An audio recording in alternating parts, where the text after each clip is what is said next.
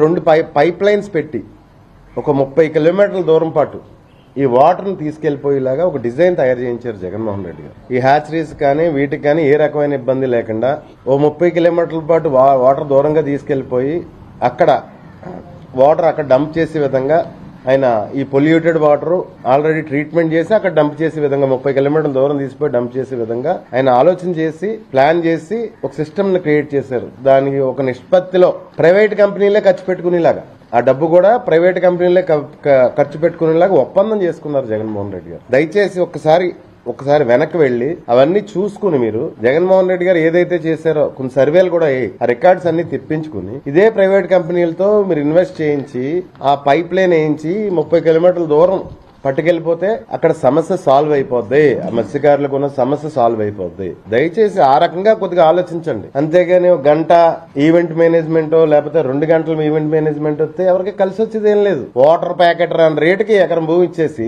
Water packet కూడా రాదు 99 పైసలకి ఎకరం భూమి వాళ్ళకి ఇచ్చేసి విజన్ అంటే ఎట్లాగా? అది విజనా? ఎన్టీ రామారావు గారు నా అల్లుడు ఔరంగజేబులాటోడని అనేవారు. అంటే ఆయనకి ఇంకంతకన్నా దుర్మార్గుడితో పోల్చడానికి ఇంకోటి లేడు. అంతకన్నా దుర్మార్గుడు మన భారతదేశ చరిత్రలో లేదా ఉంటే ఆయనతోనన్నా పోల్చినేమో. ఇంకంతకన్నా దుర్మార్గుడు లేక ఔరంగజేబులాటోడని అన్నాడు అనమాట. పాపం ఆయన ఆయన నిజమని నిరూపించుకుంటున్నాడు. వైజాగ్ లో KGH hospital Andhra medical college వాళ్ళు తీసుకొచ్చింది పేద ప్రజల వైద్యం కోసం. వాళ్ళకి మినిమం చిన్న కన్సర్న్ ఉంది. పేద ప్రజల పాటు ఆంధ్రప్రదేశ్ ప్రజల పాటు బ్రిటిష్ వాళ్ళకి కూడా కన్సర్న్ ఉంది. ఆ కన్సర్న్ కూడా ఈ చంద్రబాబు నాయుడు గారికి లేదు. జగన్మోహన్ రెడ్డి గారు ఏదైతే పేద బడుగు బలహీన వర్గాల కోసం తెచ్చిన ఈ మెడికల్ కాలేజీలన్నీ 100 రూపాయలకి ఎకరం 100 రూపాయలు చొప్పున 66 సంవత్సరాలు 33 + 33 66 సంవత్సరాలకి కట్టబెట్టేస్తున్నాడు. ముందు రాష్ట్రంలో పరిపాలన మీద దృష్టి పెట్టండి. శాంతి భద్రతల మీద దృష్టి పెట్టండి. ఏం మెయింటైన్ చేస్తారో తెలియదు. ఒక హత్య జరిగితే ఒక మనిషి 3-4 సార్లు ఫార్చునర్ కారు పైకి కిందకి ఎక్కించి తొక్కెత్తే నెల్లూరు జిల్లాలో అది బయటికి రానిరా.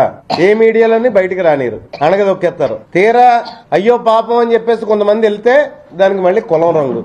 మీరు మొట్టమొదటి రోజే రెస్పాండ్ అయితే ఏ రంగు రాదు కదా దానికి. మీ డ్యూటీ మీరు చేస్తేనే అయ్యో పాపం వెళ్ళిన వాళ్ళ మీద మళ్ళీ కులం రంగు, రాజకీయ రంగు.